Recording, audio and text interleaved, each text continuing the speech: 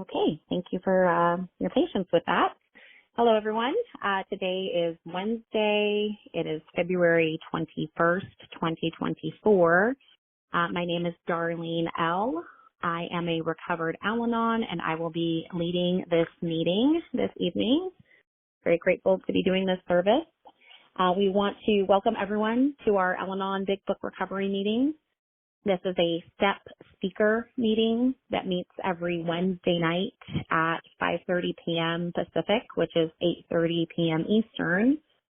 We will study the 12 steps by using the precise instructions out of the Big Book of Alcoholics Anonymous as they relate to us as Al-Anons. So let's go ahead and get our meeting started. Just a reminder, now would be a good time to grab your big book if you want to follow along. You can also just listen if you don't have a copy. If you're new, that's perfectly fine. There is a PDF version online. You can just Google AA Big Book, and the PDF version is available for free there for you to follow along. But again, you can just listen. So welcome, everyone. Okay, so this is the original AA preamble written by the AA Grapevine, describing the fellowship in 1940. Now, this is not in the book, so I'll provide page numbers when we get to the book portion here, but I'm going to read this before we start. We study the preamble with an open mind and an open heart to consider how it applies to Al-Anon. This helps us to stay focused on the message of recovery the pioneers intended while observing the traditions in action. Through the actions taken based on the instructions of the basic text, we comprehend what the pioneers meant when they described the membership of AA, which is that they worked a program of recovery and they no longer drank. In our case, as Al-Anons, we no longer obsess over the alcoholic. Through continuous action and study of these principles, the understanding of the value of the original preamble reveals itself. We ask for your humble consideration of our sincere admiration of the pioneers of Alcoholics Anonymous. The simple hope is that we of Al-Anon will grow into the same clarity and unity that birthed the original 12-step fellowship, because without them, after all, none of us would be here. Here is the original AA preamble. We are gathered here because we are faced with the fact that we are powerless over alcohol and unable to do anything about it without the help of a power greater than ourselves. We feel that each person's religious views, if any, are his own affair. The simple purpose of the program of Alcoholics Anonymous is to show what may be done to enlist the aid of a power greater than ourselves, regardless of what our individual conception of that power may be. In order to form a habit of depending upon and referring all we do to that power, we must at first apply ourselves with some diligence. By often repeating these acts, they become habitual, and the help rendered becomes natural to us. We have come to know that as alcoholics, we suffer from a serious disease for which medicine has no cure. Our condition may be the result of an allergy, which makes us different from other people. It has never been permanently cured by any treatment with which we are familiar. The only relief we have to offer is absolute abstinence, the second meaning of AA. There are no dues or fees. The only requirement for membership is a desire to stop drinking.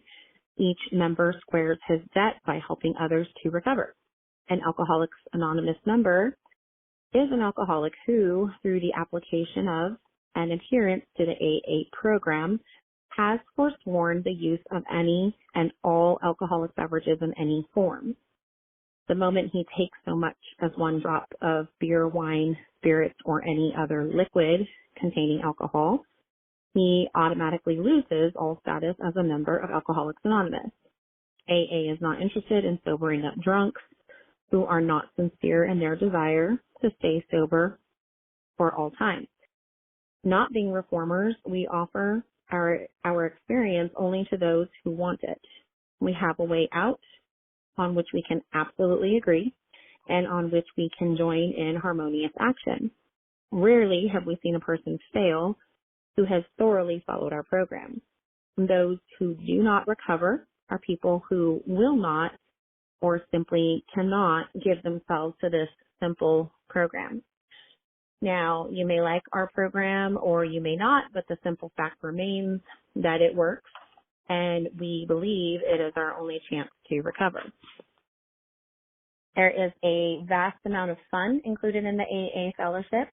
Some people might be shocked at our seeming worldliness and levity, but just underneath there lies a deadly earnestness and a full realization that we must put first things first. And with each of us, the first thing is the solution to our alcoholic problem. To drink is to die. Faith must work 24 hours a day in and through us, or we perish. In order to set our tone for this meeting, I ask that we bow our heads in a few moments of silent prayer and meditation, followed by the Serenity Prayer.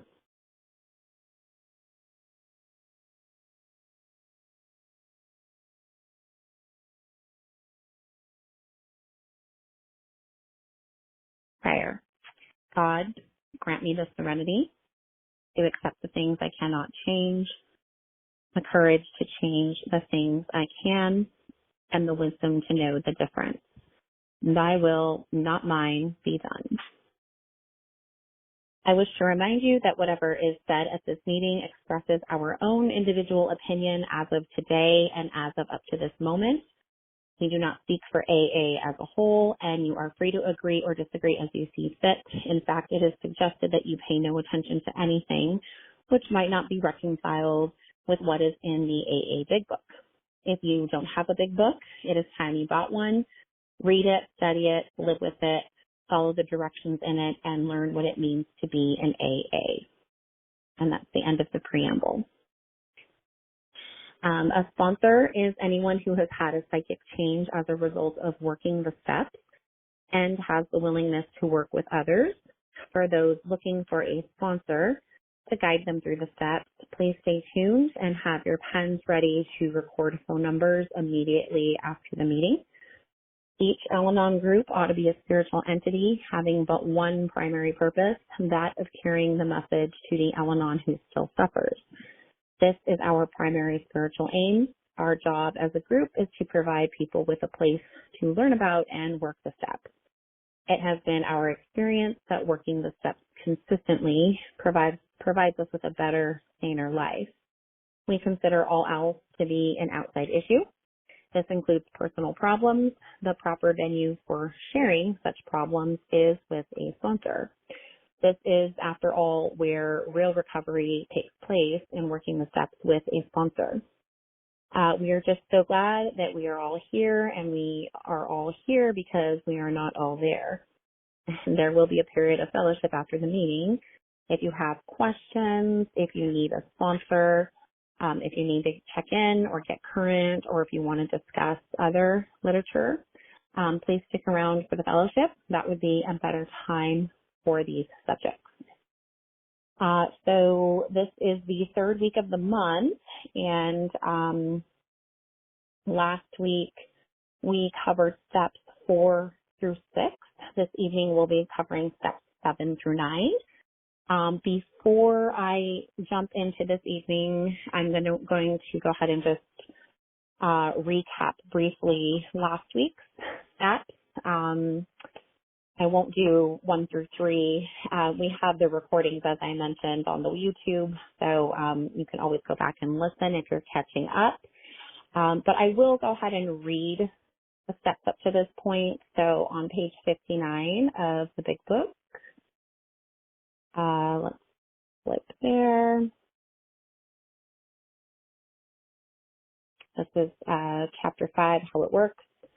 Second page has all the steps listed. So just a little recap. Step 1 is we admitted we were powerless over alcohol, that our lives had become unmanageable. Step 2 is came to believe that a power greater than ourselves could restore us to sanity. And step 3 was made a decision to turn our will and our lives over to the care of God as we understood Him. So again, that was covered in week 1 this month. Steps 4 through 6. Step 4 reads, made a searching and fearless moral inventory of ourselves. So just to recap from last week, for step 4, after we have decided that in step 3 that we're ready to stop our crazy thinking, we've tried everything at this point to manage and control our alcoholic loved one.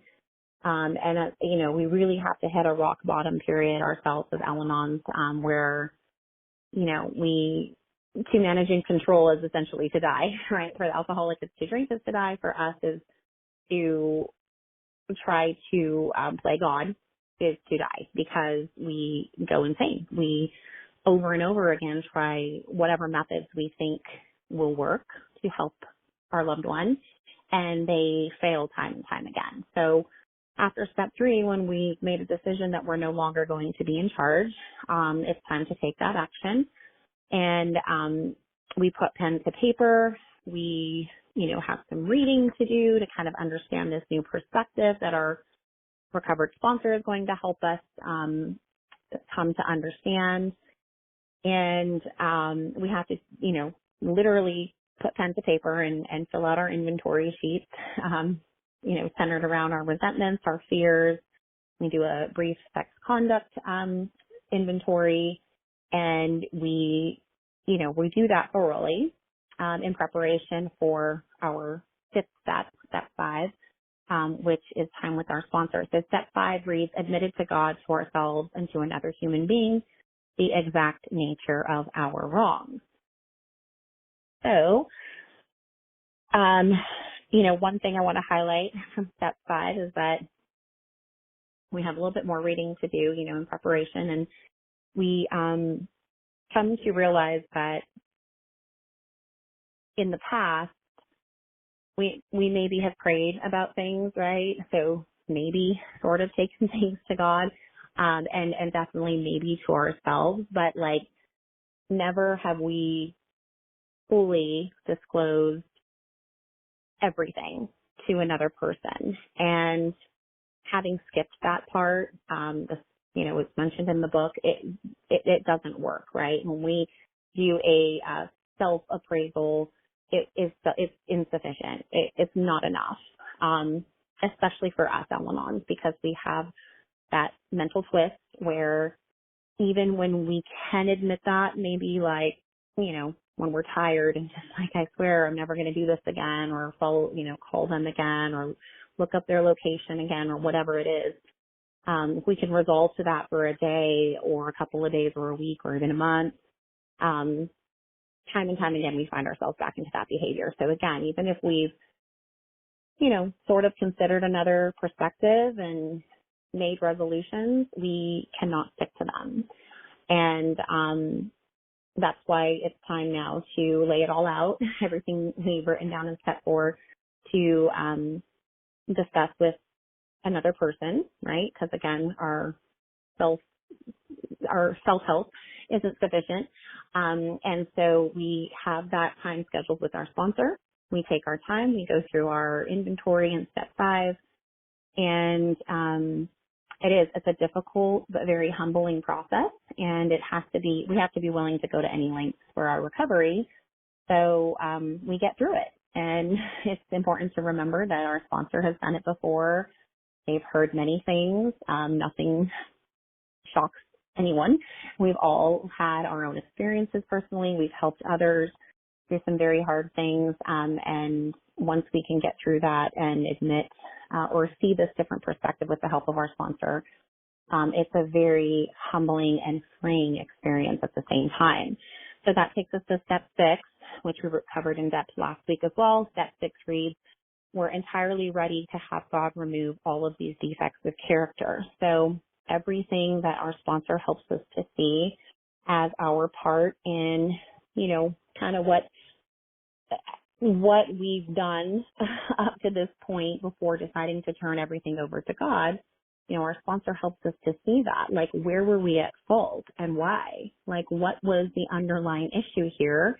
At the center of it all is selfishness, right? And we have to learn and be reminded that it's time to stop playing God, and it's time to be ready to have God remove all the defects that we clung on to so tightly prior to making the decision to live differently when we came to, make step 3.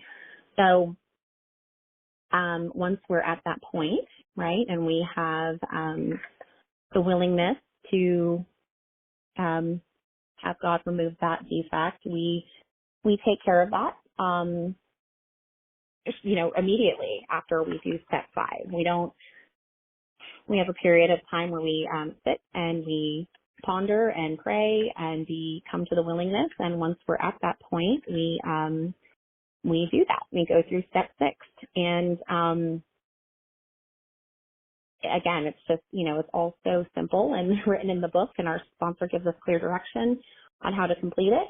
And that then brings us to step 7, which is humbly ask Him to remove our shortcomings. So 6 is the period of time where we become ready. And then step 7 is where we actually, ask God to go ahead and remove all of those defects and all of our shortcomings that we, again, have been, with the help of our sponsor, have helped to come to realize that we have lived with for so long. And so we're going to flip to page 76 and just read here a little bit about step 7. Let me get to page 76. This is in chapter 6, Into Action.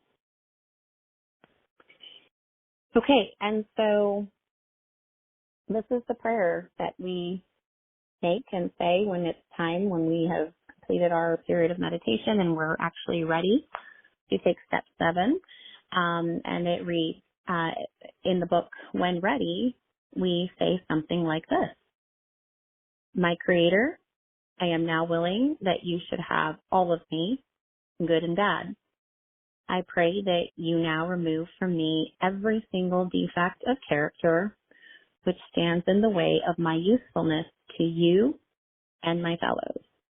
Grant me strength as I go from here to do your bidding. Amen. Such a beautiful and powerful prayer. Some of the key words that I want to notate is, we're asking God to remove our defective character because all along they have been standing in the way of us being useful. When we're wrapped up in self and selfishness, we can't be useful, right? And we're not thinking of others. And for us as Al-Anons, and again, there's not a 5th week of this month, so I don't get to share my full story, which would be wonderful. So I'm going to kind of sprinkle in just my personal experiences as we cover the steps. But I think I speak for a lot of us Al-Anons when I say that is really hard at times for us to want to admit that we were not useful people. I know for myself, it was incredibly hard because all my life I felt like I was generous and self-giving and, would think about other people in certain ways. And all of that may be true in some ways for sure. But the clear facts and what we come to realize is that often when we thought we were being helpful to somebody, especially our alcoholic loved ones, we really were not. We were not being helpful.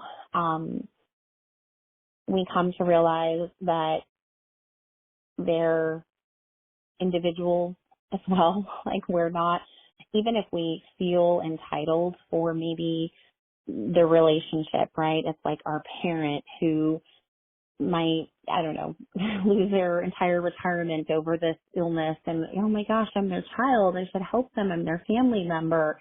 Where it's a spouse or, or a partner where, I made vows and just so many things. We come up with so many ideas and excuses for our behavior and trying to do what we think is being useful. But as, the prayer points out, we have been anything but that.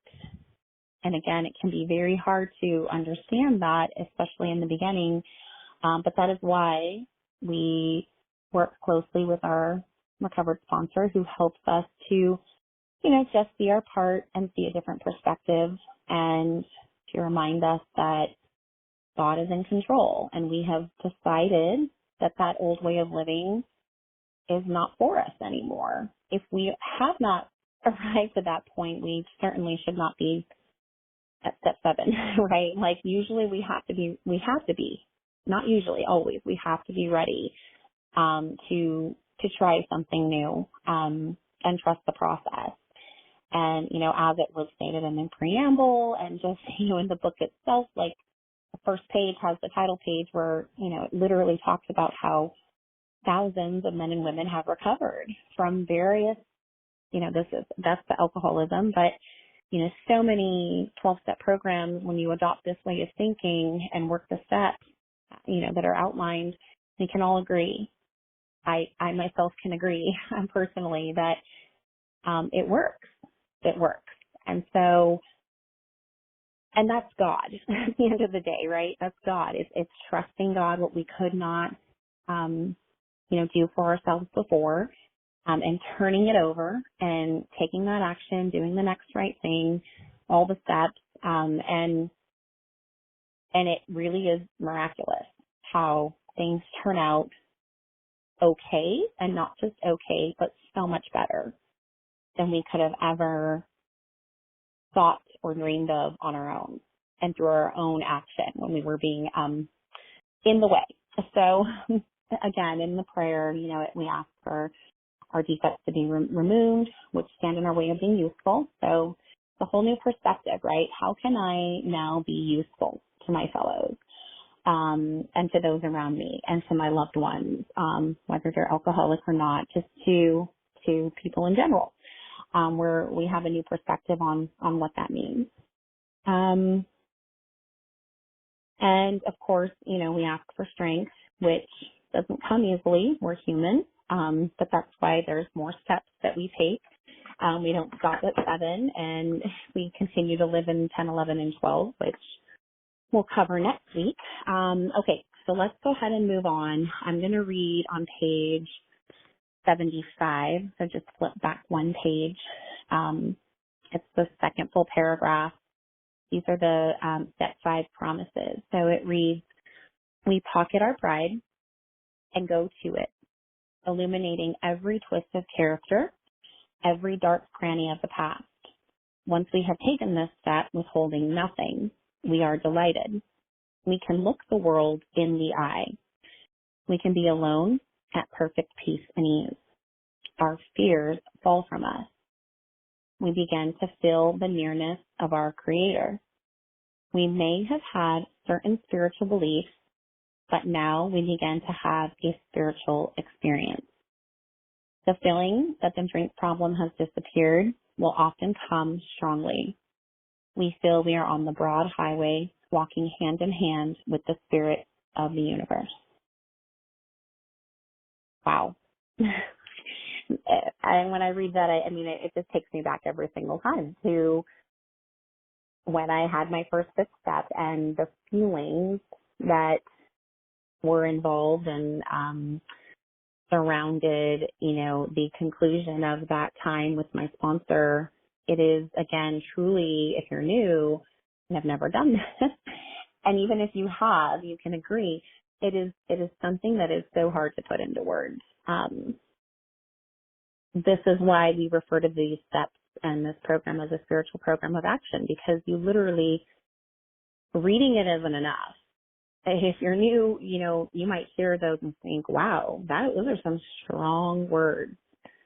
We can be alone at perfect peace and ease. Like what? Like we've never, even if we thought we might have been in a period of peace and ease around our loved one before, no, we really weren't. We were really thinking and stewing up the next the process had already restarted, and we were thinking of the next, what am I going to say or do? But truly, every single one of these promises come to fruition. Now, it can be hard to imagine that happens at the end of an hour or two chat with your sponsor and having been given this new perspective. We experience a lot, if not most of them, almost immediately. And again, it's different for everybody, but you won't walk away saying, no, I don't feel at least one of these, if not multiple. And it comes again, like this is almost, it's just something you have to experience. You have to do the work and do the action in order to experience it. And I can personally say that, yes, it was almost a miracle that I just was given this new perspective, and I was able to feel and understand these actual words that were written on the page. I was experiencing it for myself, just as the founders did, just as my fellows before me, my sponsor before me. And the most beautiful thing is that I've been able to share that with others now that I have been recovered and sponsor and take people through the steps. This is one of my favorite parts about being a sponsor, and clearly, the experience is just magical every time. I'm blessed to take someone through step 5. And just to hear the relief and the,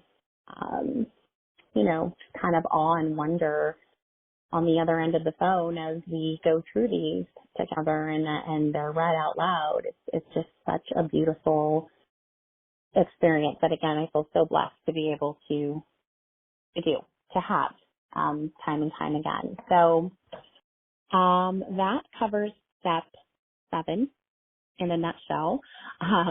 And so we'll move on now to step 8.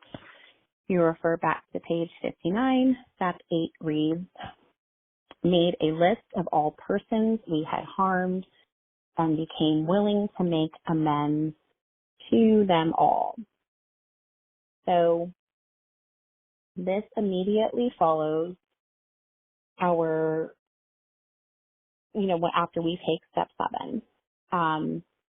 We go, again, straight into action. Again, pen to paper, where we use our inventories that we have written, and we go over, every name that was listed, and we, we write out,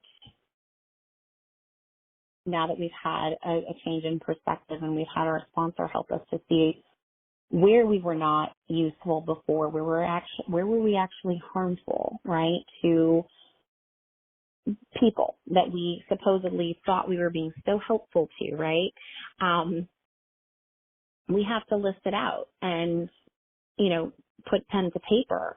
It's not enough to just say, oh yeah, I'll probably see this person again sometime, and maybe I'll remember to talk about this and to say I'm sorry. Like, we have to be very strategic, just like we were with our inventories, and we have to write it down. It's, there's a level of,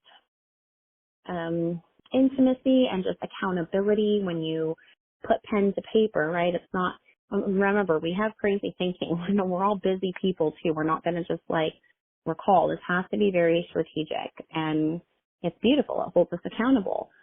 And so we make our list of, the people who we have essentially harmed and with which, we need to make things right for what we have done.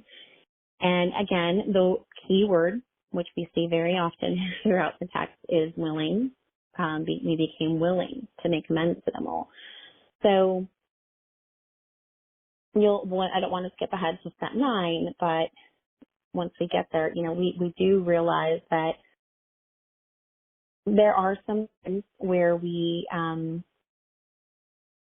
maybe can't make an amends to someone, or we shouldn't. So again, that is why we work with our sponsor closely. so that we can be guided, and obviously through prayer with God, our higher power, we are given clear direction on whether or not an amends is appropriate or is needed.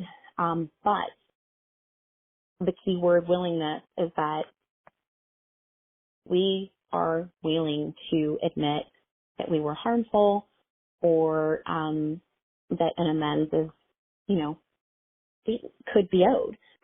If we cling to the desire that, like, no, I'm not willing, like that speaks a lot, because again, we've made a commitment to start viewing life differently, and we have to really explore that, like, what's going on? Why would we be unwilling, to do that? But again, sometimes it's not appropriate to even make an amends. And so one last time, I'll say we work with our sponsor, and I'm going to do a little bit of reading here to kind of clarify a bit. So on page 76, it reads, let's see, I'm at the second to last paragraph. It says, now we need more action, without which we find that faith without works is dead. Let's look at steps 8 and 9. We have a list of all persons we have harmed and to whom we are willing to make amends. We made it when we took inventory. We subjected ourselves to a drastic self-appraisal. Now we go out to our fellows and repair the damage done in the past. We attempt to sweep away the debris which has accumulated out of our effort to live on self-will and run the show ourselves. If we haven't the will to do this, we ask until it comes. Remember, it was agreed at the beginning we would go to any lengths for victory over alcohol. Okay, so I kind of summarized that reading before I read it. I'm sorry, I went a little backwards that time. But again, just to reiterate that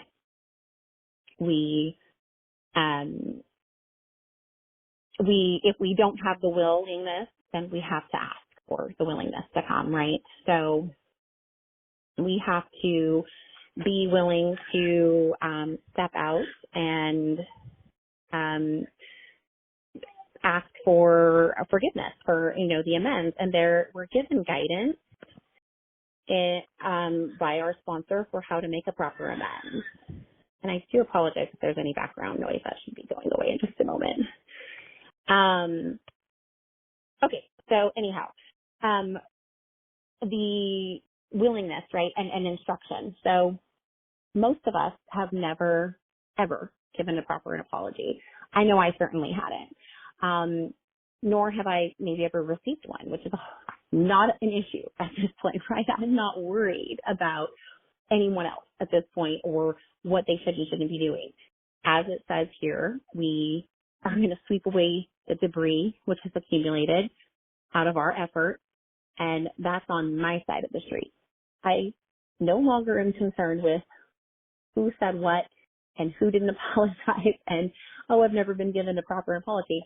I only mention that to say that when we learn, sort of the 4 steps to an amends, it's very new, just like, writing an inventory or having a perspective. It's something like that we've never done before and might seem a little shocking, or not even. It's like more in a good way. Like, wow, how powerful is this?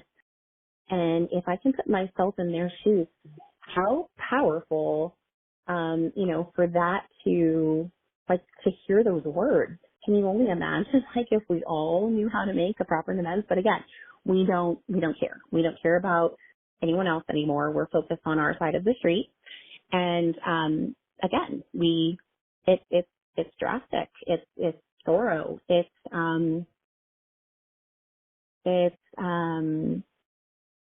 another very humbling experience. And naturally, because we're human, there might be a little fear about it, right? Like, we've never done this before. What's it going to be like? We have to remind ourselves, and often our sponsors will help us remind us that we were willing to go. to any lengths, as it said there as the last sentence, over our Al-Anonism.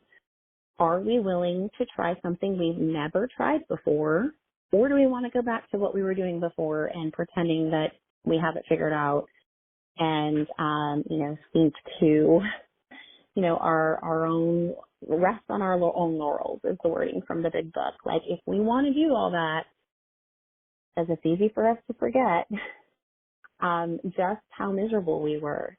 And so again, we don't shrink. We go to it. We do what we have to do. We take care of business. We take care of our side of the street. And it's a very beautiful and humbling experience. I'm going to see time wise. I probably have a little time to just share, not in detail, obviously, with any like names or anything. I'm trying to think. I'll just say this. We often, for some of the ones that are harder, that may be harder for us to want to do.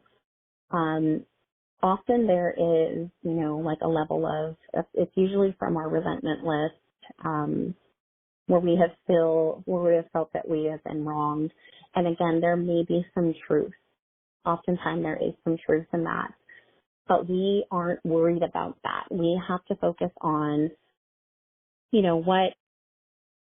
what did I do to get to this point, to set myself up for resentment, right? And so there's also a level of forgiveness that we often have to give to someone before we're free. And again, we're not asking for an apology. We're making the apology. But, we may never get the apology from someone, an amends from someone, even if they had a part in that scenario or whatever it is.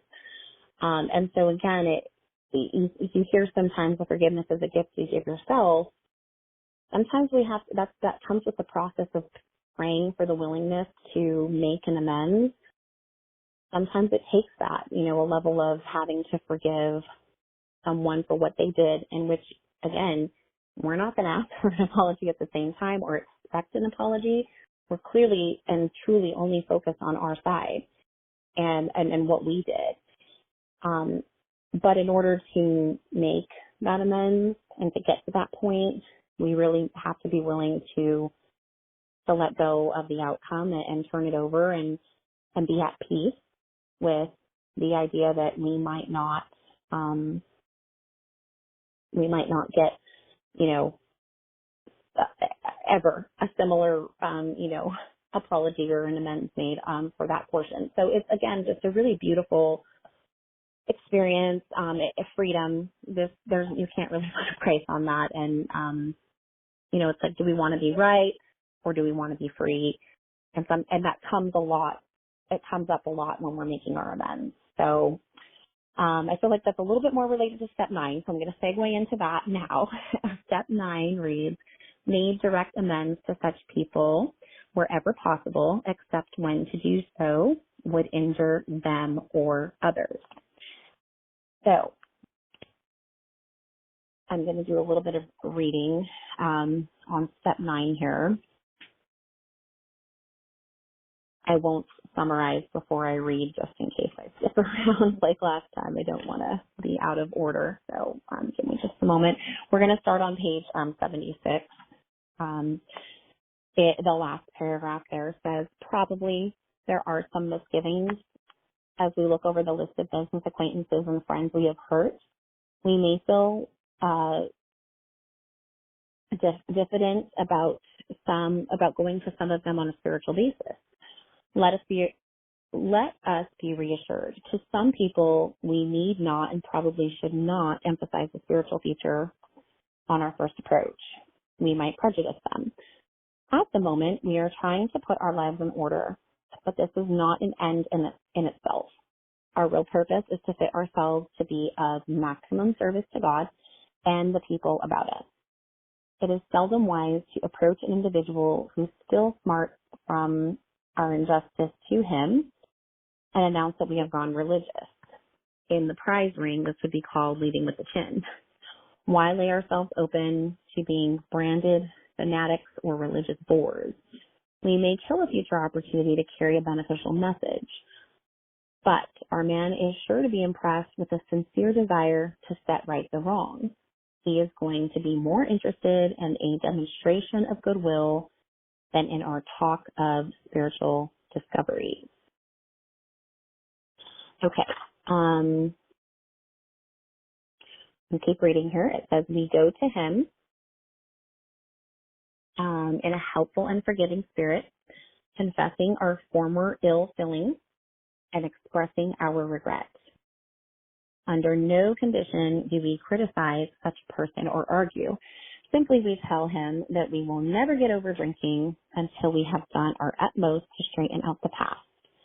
We are there to sweep off our side of the street, realizing that nothing worthwhile can be accomplished until we do so. Never trying to tell him what to do. His faults are not discussed. We stick to our own. If our manner is calm, frank, and open, we will be gratified with the result. In 9 cases out of 10, the unexpected happens. Most alcohol. Oh, okay. So I realized that I said I wasn't going to skip ahead, and then I sort of did summarize that when I was talking about step 8. So my apologies. There's a lot of instruction here, right? A lot of instruction. So let me go back here and just sort of reiterate, because again, I think I've sort of already touched on it. Okay, so the first part here, back on page 76, where it reads, probably there are still some misgivings. So, we take a long look at our list. Again, I said this before with the help of our sponsor. They emphasize here that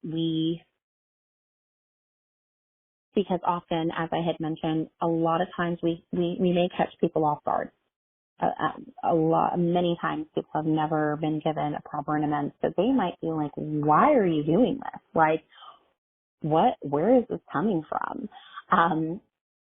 And that's just a maybe, right? We can't get caught up in our thoughts and, oh my gosh, what are they going to say? And what are their questions going to be?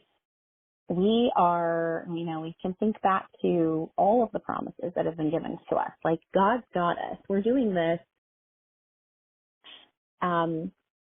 We've vowed to take this spiritual program of action, and we have to go into everything, every portion of it, trusting that God has our back, right? So we don't shrink. We don't have fear. We don't have our crazy Al-Anon thought brain thinking like, okay, what are they going to say, and how embarrassing. What are they going to ask me? What am I going to say? But again, they do give some guidance that we don't need to spiral off into a whole explanation on, I found God, and,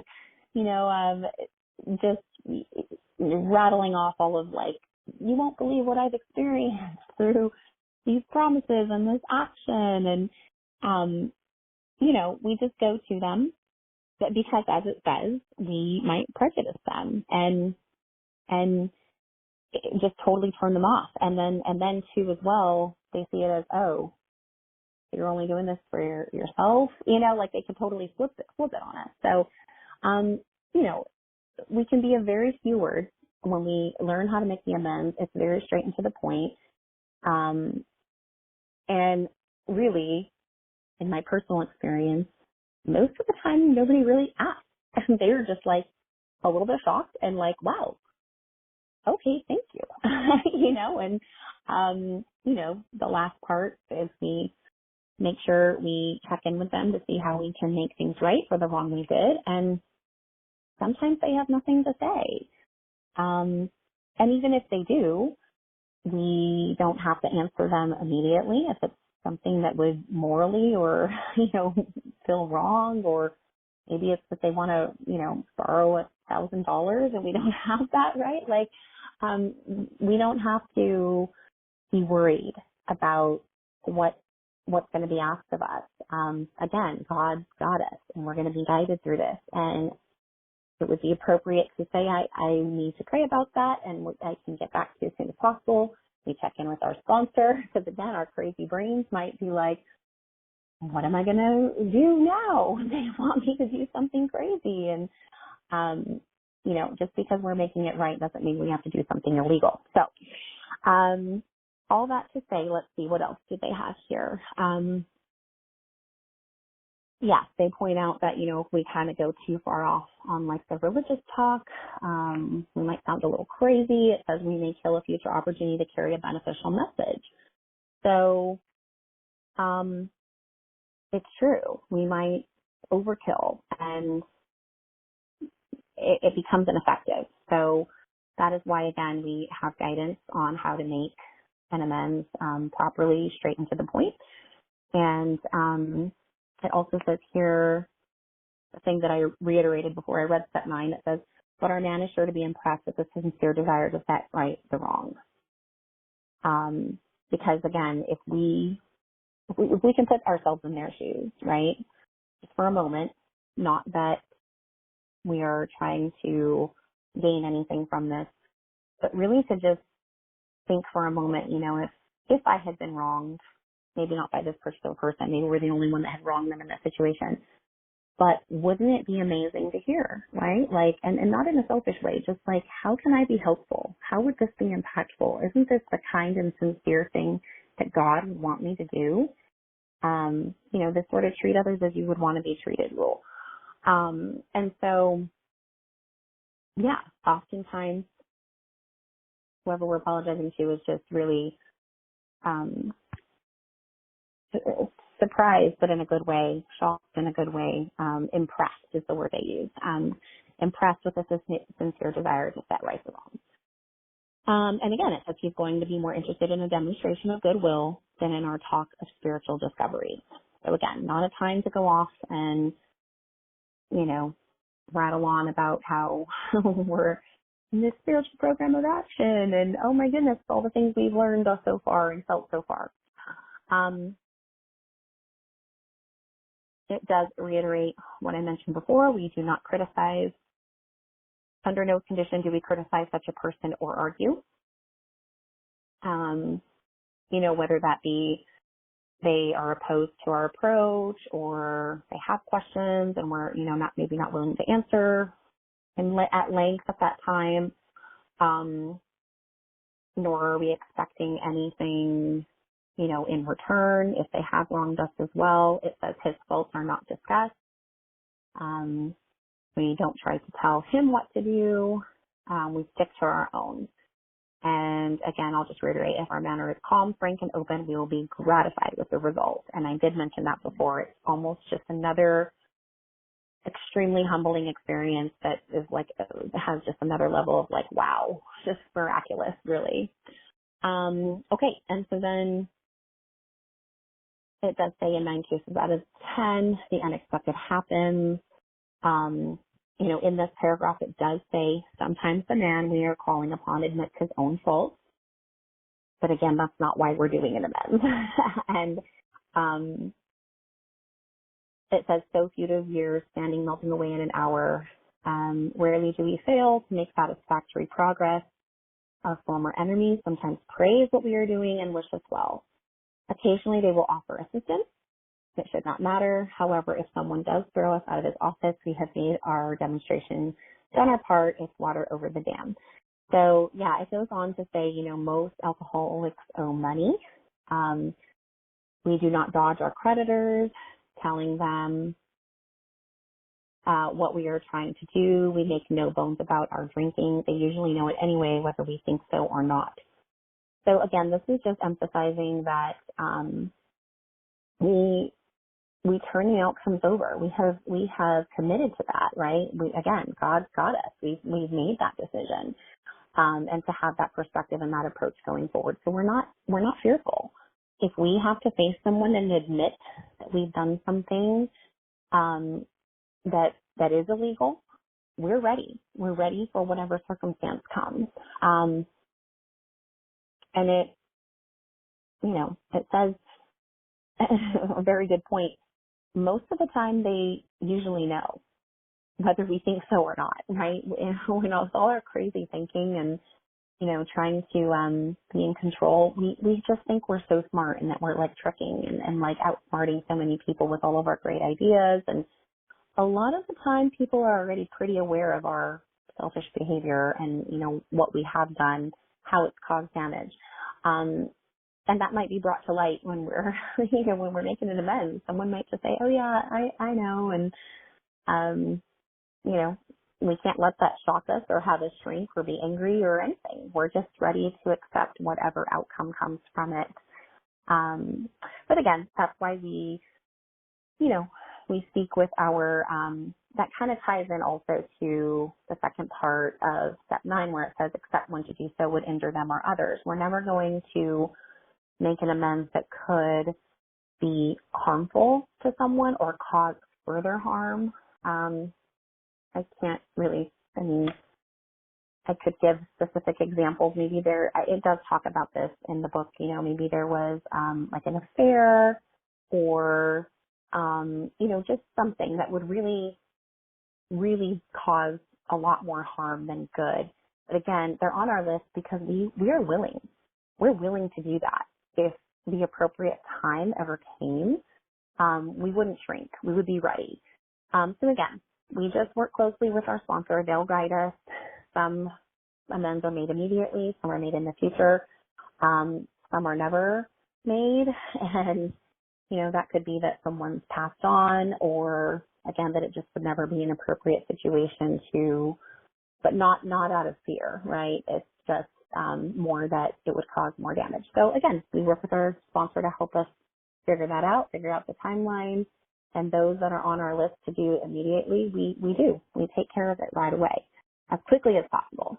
So I'm going to keep reading here. On page 79, it reads, this is the 9th-step prayer, and it says, although these reparations take innumerable forms, there are some general principles which we find guiding. Reminding ourselves that we have decided to go to any lengths to find a spiritual experience, we ask that we be given strength and direction to do the right thing, no matter what the personal consequence may be. We may lose our position or reputation or face jail, but we are willing. We have to be. We must not shrink at anything. So again, that sort of reiterates what I already said. We're ready. We're ready for whatever the outcome comes from our amends. Okay, on page 80 and 81, it does say, before taking drastic action, which might implicate other people, we secure their consent. If we have obtained permission, we have consulted with others, asked God to help, and the drastic step is indicated, we must not shrink.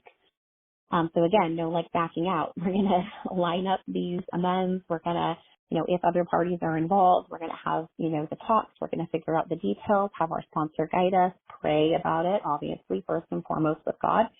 And then we go to it. Again, okay, so I'm still here, page 81. It says, the chances are that we have domestic troubles. Perhaps we are mixed up with women in a fashion we wouldn't care to have advertised. We doubt if, in this respect, alcoholics are fundamentally much worse than other people. Let's see. I'm getting down to the last couple of minutes here, so let me skip ahead because I kind of summed this all up when I said, depending on the situation,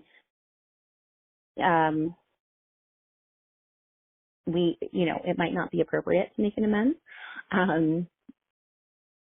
On page 82, it says the alcoholic is like a tornado roaring his way through the lives of others. Hearts are broken, sweet relationships are dead, affections have been uprooted, selfish and inconsiderate habits have kept the home in turmoil. Again, we have to just be on page 83. I'm going to read this and then we'll sum up with the 9th step promises. So it says, the spiritual life is not a theory, we have to live it. Unless one's family expresses a desire to live upon spiritual principles, we think we ought not to urge them. This is all tied into, with some questions that might come up when we make these amends. And we're not going to shove anyone into this way of living. We live by example. And it comes with time. We're a program of, we set an example for how to live on a spiritual basis, but we can't ever force anyone to do that with us. So And right at time, I just want to read the 9-step promises on page 84 real quick. It says, if we are painstaking about this phase of our development, we will be amazed before we are halfway through. We are going to know a new freedom and a new happiness. We will not regret the past nor wish to shut the door on it. We will comprehend the word serenity and we will know peace. No matter how far down the scale we have gone, we will see how our experience can benefit others. That feeling of uselessness and self-pity will disappear. We will lose interest in selfish things and gain interest in our fellows. Self-seeking will slip away. Our whole attitude and outlook upon life will change. Fear of people and of economic insecurity will leave us. We will intuitively know how to handle situations which used to baffle us. We will suddenly realize that God is doing for us what we could not do for ourselves. Oh, that is just full of so much promise again. And I'm over time, so I'll kind of recap a little bit next week. But that's a really good place to end, especially if you're new, if you're not on the edge of your seat. My goodness, like it's just beautiful. Okay. No, I'm sorry. I went a little bit over, but we are at the closing of our meeting. So seventh tradition reads, every group ought to be fully self-supporting, declining outside contributions.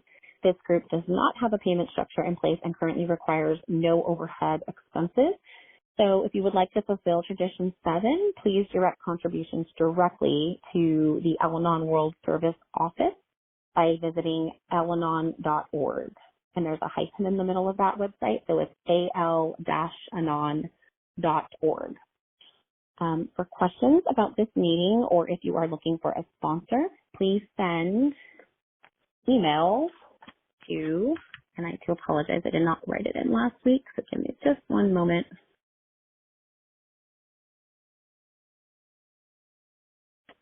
There it is. When I printed it, it didn't come out. That's just on my end. My apologies. Okay. So, oops.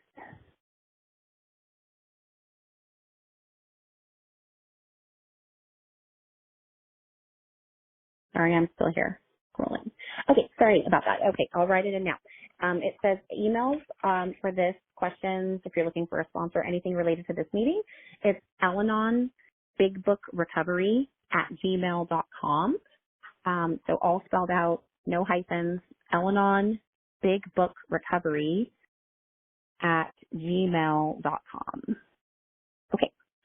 And recordings can be accessed for these meetings on YouTube by searching at Al-Anon Step Speaker just in the YouTube search box. So you put in the at symbol, Al-Anon Step Speaker, all together, no hyphens.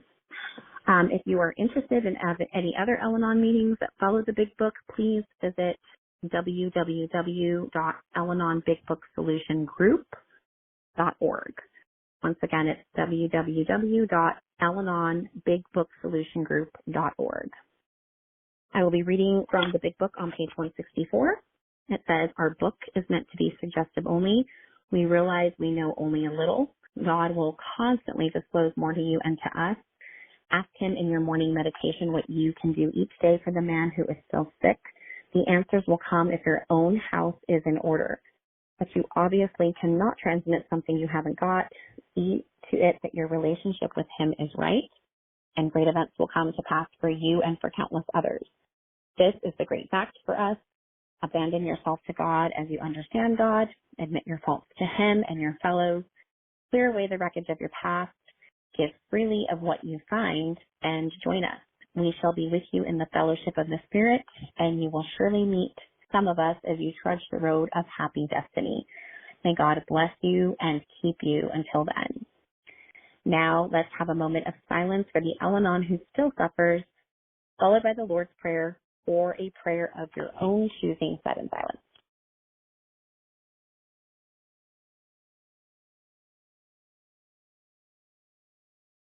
Prayer. Our Father, who art in heaven, hallowed be thy name. Thy kingdom come, thy will be done on earth as it is in heaven. Give us this day our daily bread, and forgive us our trespasses as we forgive those who trespass against us. and lead us not into temptation, but deliver us from evil. For thine is the kingdom, the power, and the glory, forever and ever. Amen.